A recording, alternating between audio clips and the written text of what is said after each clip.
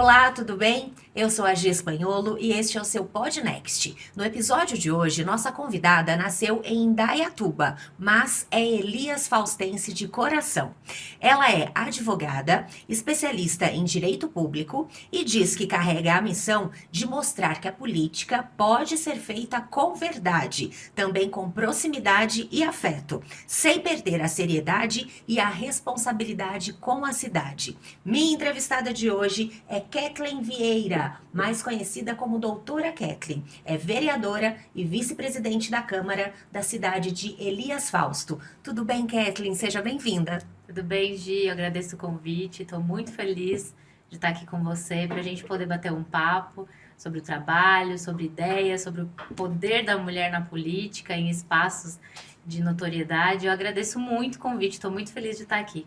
Nós que estamos felizes, viu? Para vocês terem uma ideia, nosso estúdio aqui em Ribeirão Preto fica a quase 3 horas de viagem de Elias Fausto, né? Aham.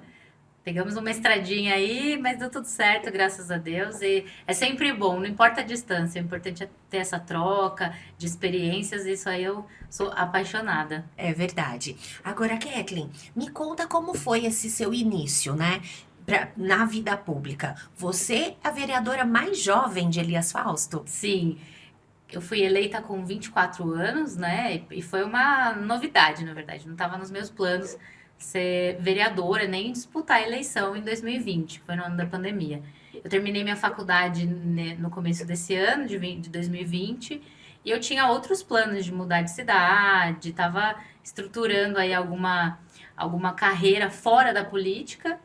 E aí veio a pandemia, eu tive que ficar em casa, todo mundo, né, teve que ficar em casa, e aí eu pensei que eu precisava, de alguma forma, fazer a cidade me conhecer, né? Porque a minha família é bem conhecida no distrito onde eu moro, mas as pessoas não me conheciam, porque a minha rotina sempre foi eu estudava em Campinas, trabalhava em Campinas, então ia para casa só para dormir. E aí veio o convite para eu participar da eleição, porque eu já estava afiliada há bastante tempo, eles precisavam de mais candidatas mulheres, e eu abracei, eu falei, por que não, né? Eu não tinha expectativa de eleição, porque campanha é muito difícil. Sim. E eu já fui chamada, assim, quase no último minuto mesmo do finalzinho da campanha. E aí eu topei o desafio, mas a ideia principal era, bom, se eu não for eleita, vai que dá a sorte de conseguir, mas a probabilidade era nenhuma praticamente, que a gente não tinha estrutura, não tinha feito um planejamento, cidade muito pequena, já tinha seus candidatos ali meio que as chapas montadas, os candidatos preferidos. Eu fui pra rua, eu com a minha mãe, a gente fez um trabalho de porta em porta, falei com muitas pessoas, e essa é uma característica ainda do meu trabalho até hoje. E aí deu 15 de novembro de 2020, eu tava lá, a única mulher da legislatura, a mais jovem da história. Foi uma eleição histórica, não só para mim, mas pela representatividade na cidade, porque eu estava dentro de um partido que só tinha cacique. O presidente da Câmara estava lá, outros vereadores de mandato estavam lá, e eu consegui entrar e tô aqui até hoje.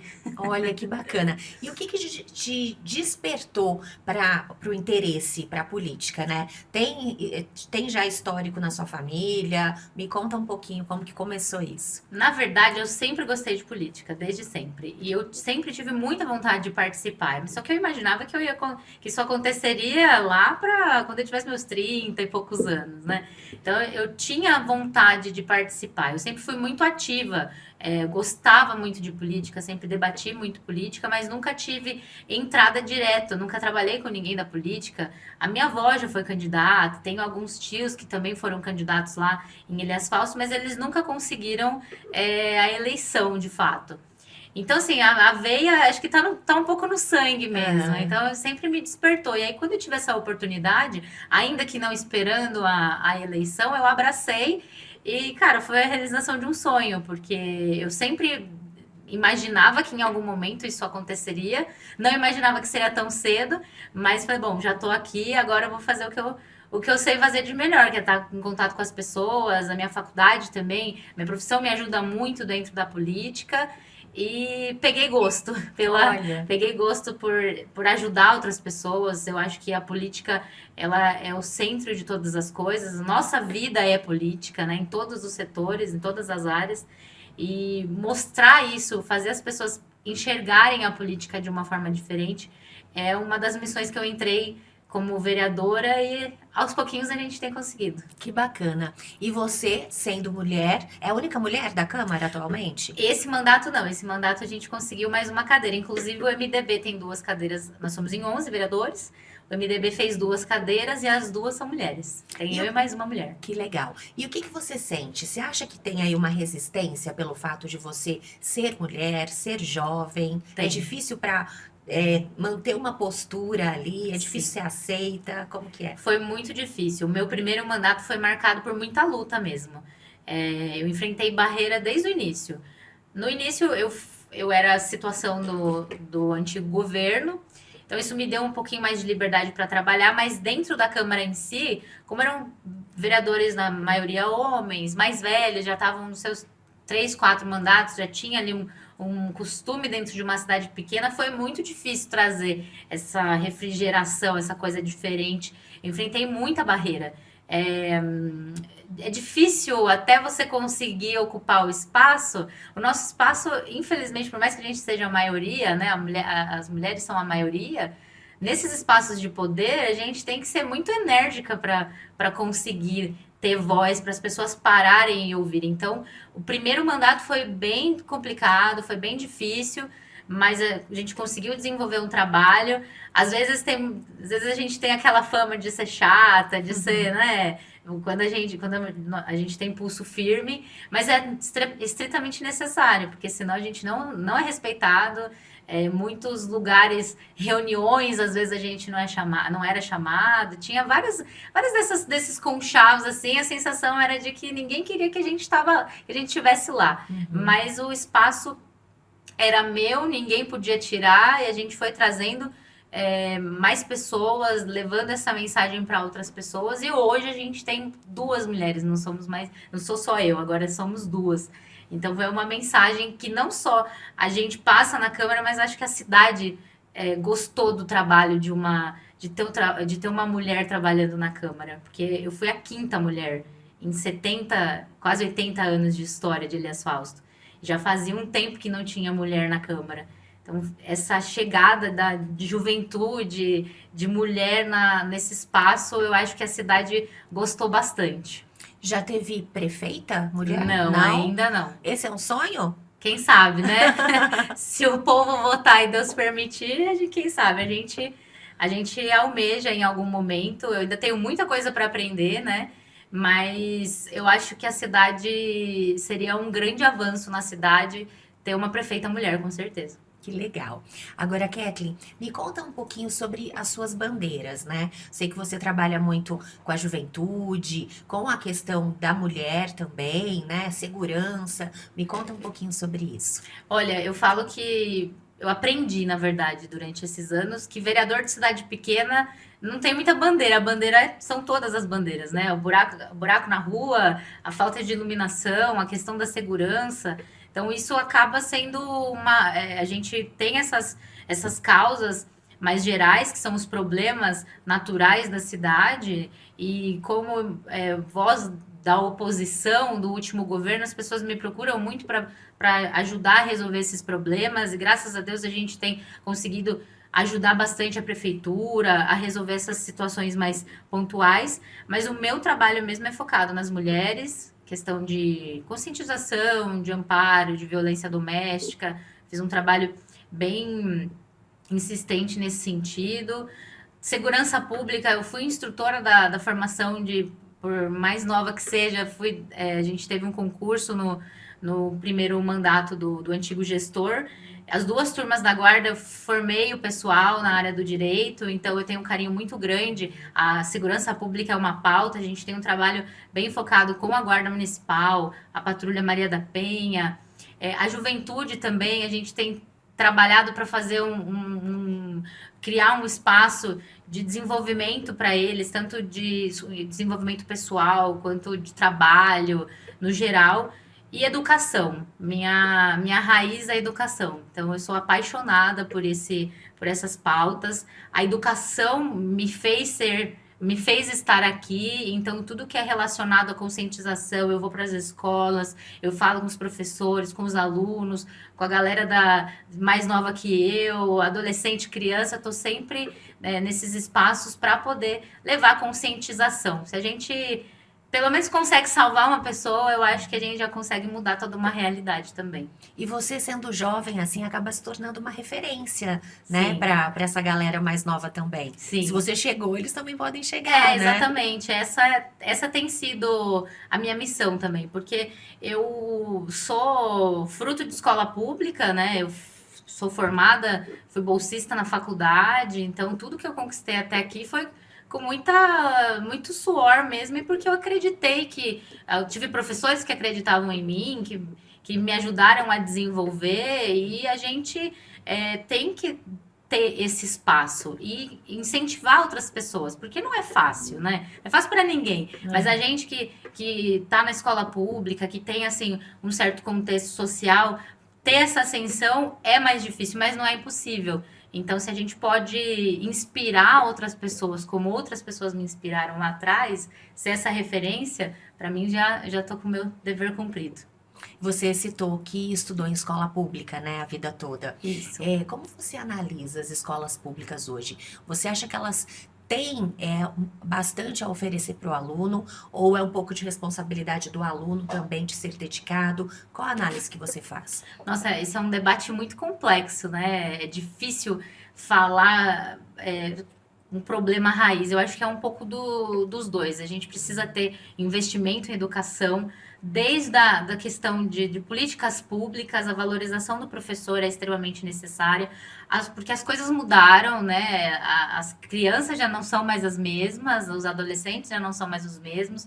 Tecnologia influencia muito no aprendizado, as questões sociais e familiares também influenciam no desenvolvimento e no aprendizado, e a gente tem que ter pessoas capacitadas dentro das escolas para lidar com cada questão que se apresenta. E isso é responsabilidade do poder público. As prefeituras, o Estado, o governo federal tem que criar políticas públicas para cuidar dessa situação. E se a gente acerta isso, a responsabilidade do aprendizado passa a ser do aluno, né? Porque realmente é muito difícil. Você quer ser dedicado, mas às vezes a escola não tem estrutura. Você quer aprender a mais, mas a escola não tem informática, por exemplo. A escola não tem um professor que está capacitado para falar, sei lá, sobre algo diferente, uma profissão diferente, algo do futuro. Então, é difícil para o aluno se ele não tiver estrutura. Então, eu acredito que é um pouco dos dois. Se a gente estrutura a educação, né, uma educação de qualidade, desde ensino até a valorização dos próprios profissionais, eu acredito que isso dá um espaço democrático para as pessoas aprenderem a se desenvolver. E não tem como, se você tem bons professores que sabem identificar uma estrutura interessante, o desenvolvimento ele acaba sendo natural.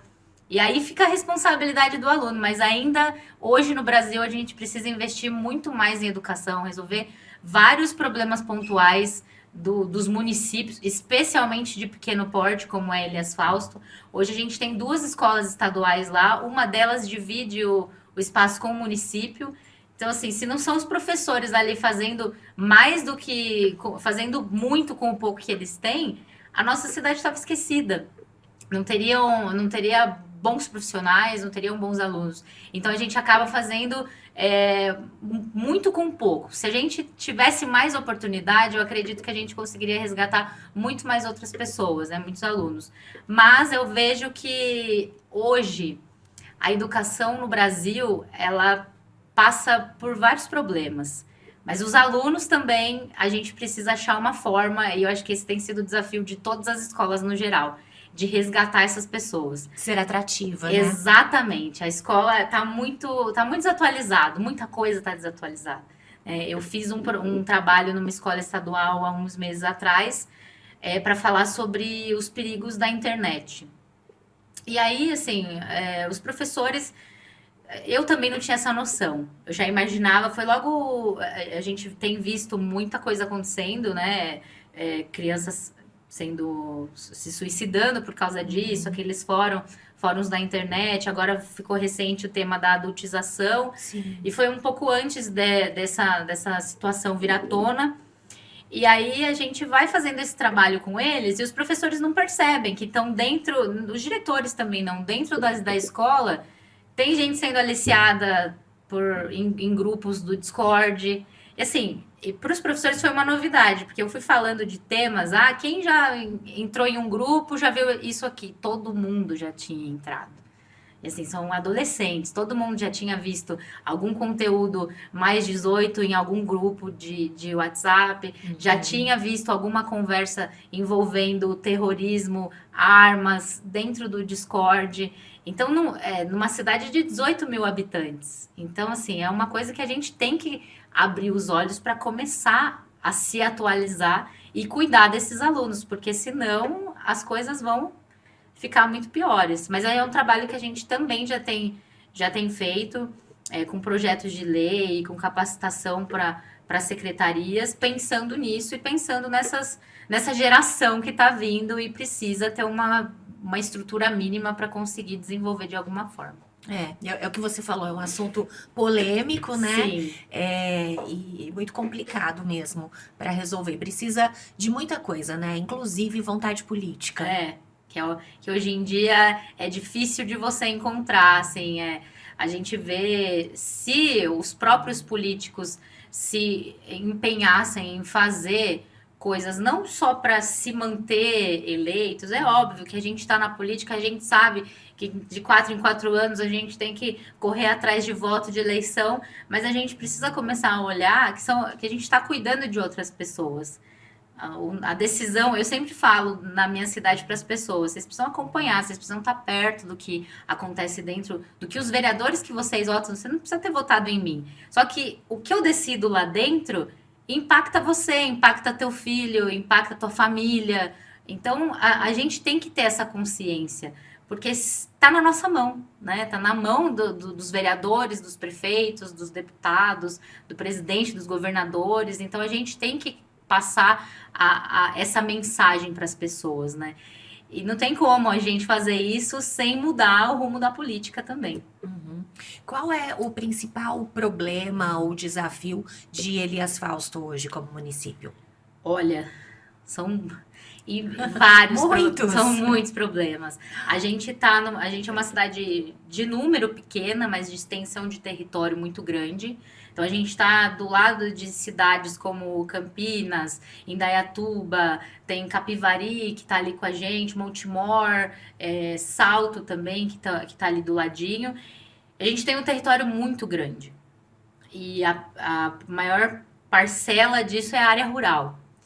E a cidade está desenvolvendo, então a gente está passando por aquele limbo entre a cidade que é bem de interiorzinho, que está caminhando para crescer, né? A gente tá chegando o loteamento, tem algumas empresas novas, então a gente está nesse desequilíbrio de saber para onde a cidade vai. Em que tipo de política pública investir, se vai investir na indústria, se vai fortalecer o agro. A gente tem um recurso, a arrecadação da cidade não é algo considerável, então a gente limita os investimentos da cidade a recursos de programas do governo do estado, do governo federal e dos deputados que ajudam a cidade. Então, assim, o desafio é estruturar, fazer um planejamento aí de 5, 10 anos para saber aonde a cidade, qual vai ser o foco da cidade. Se vai ser uma cidade modelo, como Indaiatuba, que está do nosso lado, ou se vai ser uma cidade dormitório de outros polos industriais que a gente faz fronteira ali. Então, hoje, assim, em termos de desenvolvimento, esse é o maior desafio.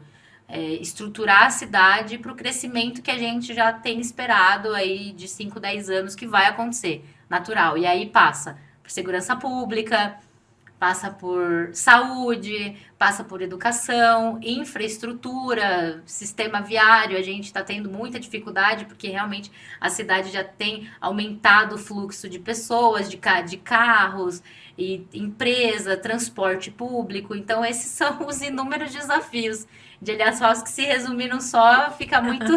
é difícil. Tem muita coisa, Tem né? muita Quantos coisa. anos tem a cidade? Tem 80 anos. É uma cidade jovem É uma também, cidade jovem né? também. Uma cidade E jovem. hoje você é oposição ou situação do atual governo? Hoje a gente construiu um diálogo muito importante. Eu costumo falar que eu sou neutra, né? O que a gente consegue agregar para trazer de benefício para a cidade, a gente está junto com o governo. E o que a gente precisa apontar que precisa melhorar, também tá junto com o governo para mostrar, porque isso também é parceria, né? Na parceria boa é aquela que, além de elogiar quando você está fazendo um bom trabalho ou ajudar, ajuda também vem quando a gente fala, ó, aqui precisa melhorar, isso aqui a gente precisa dar uma atenção. Então, eu tenho um ótimo relacionamento com os secretários, com o prefeito, e o foco do meu mandato é trabalhar para ajudar a cidade, independentemente de quem for. Se todo mundo pensasse assim, né? Seria Seria mais tão fácil. mais fácil. As cidades com certeza prosperariam Com mais, certeza. né? Agora, Kathleen, você citou, né, que o vereador de cidade pequena acaba abraçando todas as bandeiras possíveis. Isso é comum mesmo acontecer. Mas tem aí um projeto da sua autoria que você fale assim, não, disso eu tenho muito orgulho de ter feito, né? Tem alguma coisa assim para contar pra gente? Eu tenho 2 projetos que eu me orgulho, assim, muito. O mais recente foi um programa que eu e os advogados da Câmara, inclusive, vou mandar um abraço para eles, que a gente tem um corpo jurídico excelente, me ajudou a montar. Está em fase de sanção da prefeitura, acredito que vai dar tudo certo, que é justamente para tratar sobre a questão dos perigos online e cyberbullying dentro das escolas. Então, a gente pensou em fazer um projeto intersetorial, que converse com todas as áreas da cidade, desde dos vereadores até o corpo escolar, psicólogos, os pais, principalmente, trazendo essa responsabilidade para os pais, que é extremamente importante, na ideia de falar sobre um tema que é tão urgente, né? A gente já sabe que não adianta, a gente não tem como correr, isso é algo que a gente precisa se preocupar e precisa educar as pessoas a viver dentro do mundo online. Então, esse projeto eu me orgulho muito, porque eu não vi em nenhuma cidade algo parecido. Então, sancionando esse projeto, a gente conseguindo tirar algo do papel, acho que a gente vai ter um projeto modelo bem interessante nesse sentido. E o primeiro projeto foi um dos primeiros que eu protocolei e aprovei, foi focado para chamar Programa Emprega Mulher. Antes de você falar desse, queria aprofundar mais um pouquinho sobre esse do cyberbullying, tá? Porque é um tema muito atual, importante e perigoso. Sim. Né? De que forma seriam implantadas essas ações dentro das escolas, a partir da sanção, né, do prefeito? São ações simples. Por exemplo, uma simples...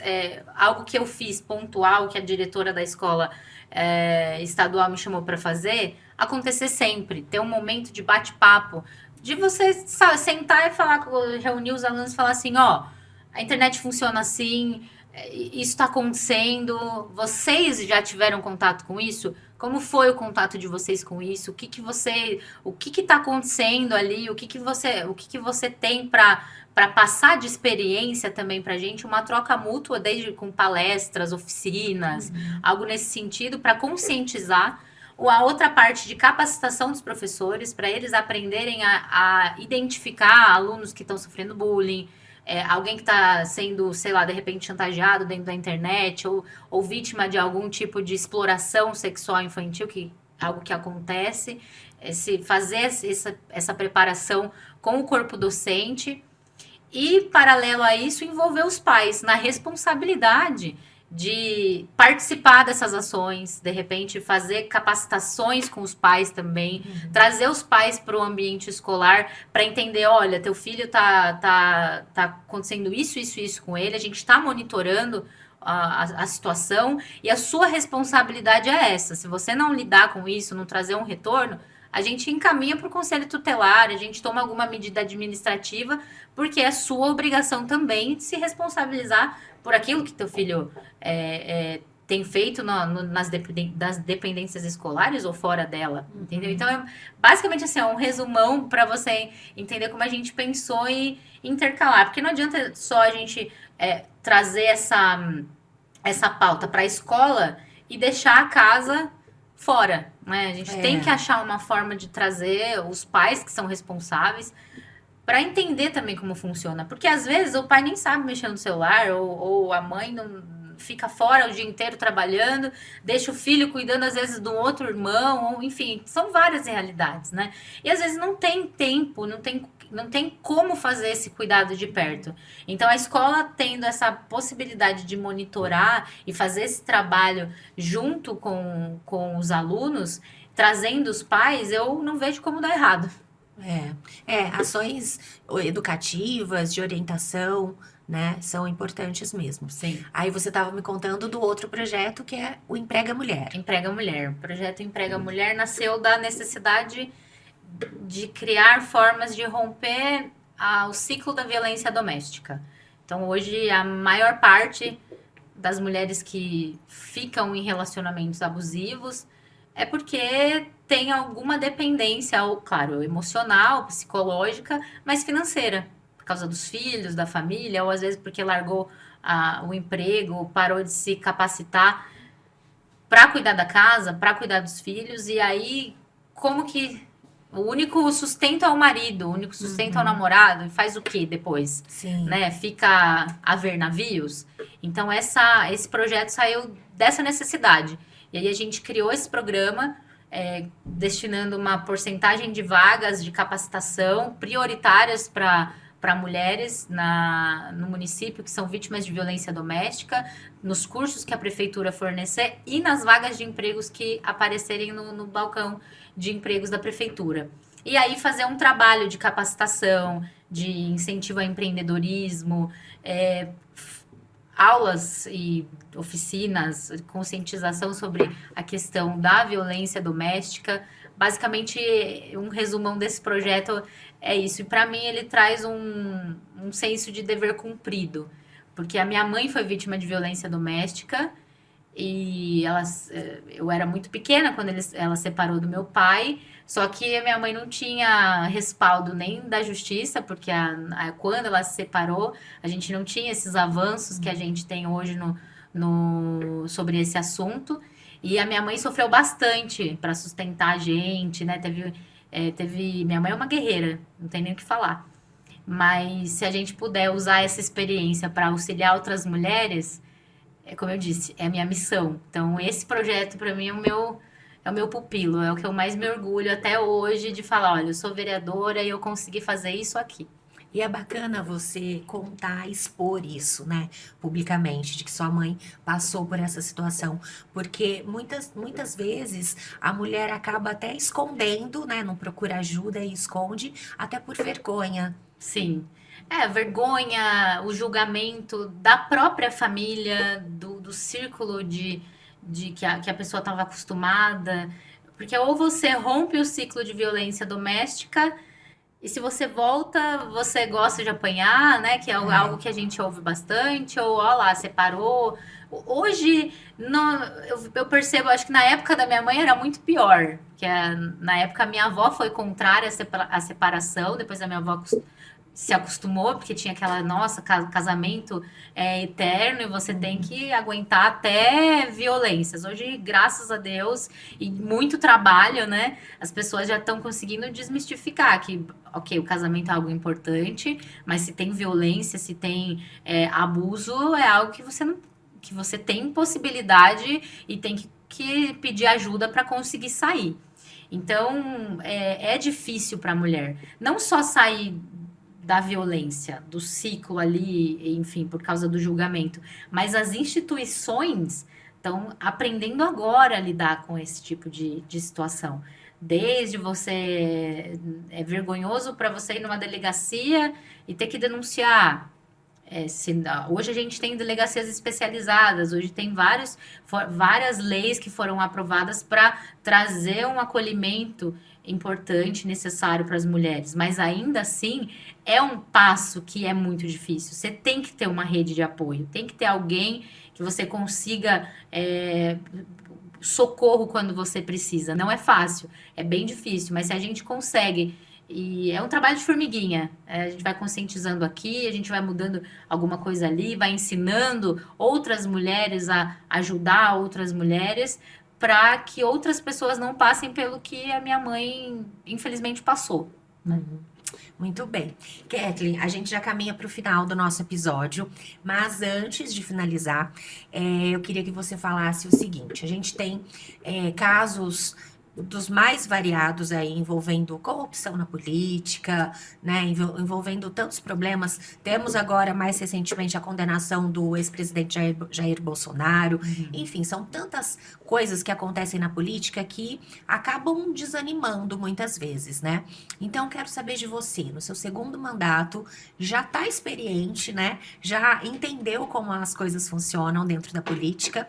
Você acredita que dá para acreditar na política ainda, na boa política? Sim, dá.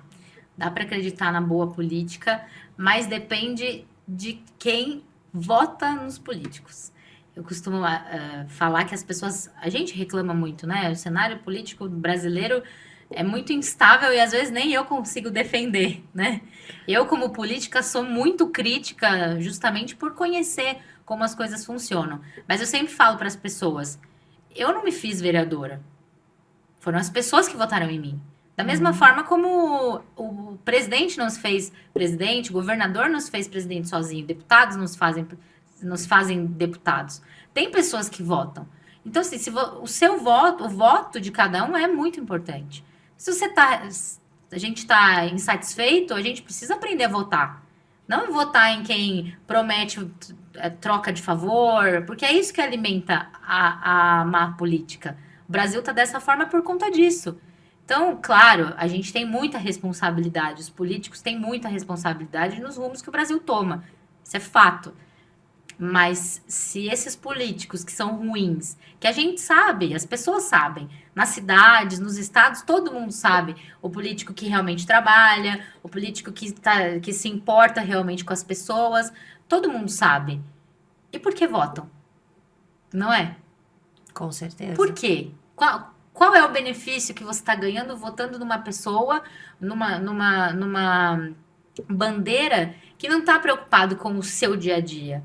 Então, isso, para a gente melhorar e trazer realmente a boa política, a gente precisa dar oportunidade para boas pessoas que têm boas intenções e parar de votar nas mesmas pessoas de sempre. As que não fazem nada pelas cidades, as que não trabalham por alguma causa específica, não trabalham para mudar e melhorar a vida das pessoas. Então, a nossa responsabilidade como político é muito grande, a gente tem uma boa parcela nessa situação atual, mas quem vota e quem elege também precisa começar a escolher bons políticos. Senão, a gente nunca vai ter uma boa política. E você, sendo tão jovem, né, representando essa categoria, você acredita que a juventude hoje em dia esteja mais interessada na política ou ainda há o desinteresse? Eu acho que melhorou muito, ainda há um certo desinteresse, mas hoje a juventude está muito engajada. Eu vejo pelo trabalho que a gente faz na região, né? A gente tem muito contato com os vereadores e a maioria das cidades que teve reeleição na nossa região foram dos vereadores jovens, que entraram em primeiro mandato, que chegou arregaçando as mangas e falou, não, vamos trabalhar. A gente enfrenta muito empecilho, realmente tem uma resistência muito grande, mas hoje, se a gente faz uma análise, a maioria das câmaras municipais renovaram desde da eleição de 2020. A minha passou nessa última eleição por uma renovação. Voltaram 3 vereadores só, de 11. O restante é todos vereadores novos que nunca tiveram contato, nunca foram vereadores. Então, e a juventude trazendo esse refrigério envolve outros outros jovens. Então, assim, lá em Elias Fausto, a gente vê essa mudança desde quando tem mas para isso acontecer tem que ter uma representatividade. Tem que ter um político jovem ali alimentando, criando política pública, mas no geral eu vejo que a juventude em si, participando da política, está muito mais ativa que há 10 anos atrás. E isso é muito bom. Isso é muito bom. Bom mesmo, é isso aí. Kathleen, muito obrigada pela sua participação aqui conosco. É uma honra ter você aqui. Eu falo que eu adoro entrevistar mulher que está relacionada à política, né? Porque, infelizmente, a nossa classe ainda não tem tantas representantes. Sim. Então, parabéns pelo trabalho que você Agradeço. desenvolve lá, já no seu segundo mandato. E eu quero dizer que o Podnext está sempre de microfones abertos para você. Obrigada, eu agradeço a oportunidade. Ainda bem que você me cortou, senão eu fico falando aqui, adoro Imagina. falar. Mas eu agradeço. Vá nos fazer uma visita em Elias Vou sim. Fausto, vai ser muito bem recebida, vai conhecer a região lá. E sempre que puder, pode me chamar que a gente vem aqui bater um papo sobre política, sobre o que você quiser. Que legal. Muito obrigada pela sua Agradeço. participação. E assim nós finalizamos mais um episódio do seu Podnext, hoje entrevistando Kathleen Vieira, mais conhecida como Doutora Kathleen, vereadora, vice-presidente da Câmara Municipal de Elias Fausto. Eu sou a Gia Espanholo e lembro para você de seguir o nosso Instagram, @podnext_360 e também assistir todos os nossos episódios, não só no YouTube, mas também no Spotify. Tchau, tchau, gente, e até a próxima.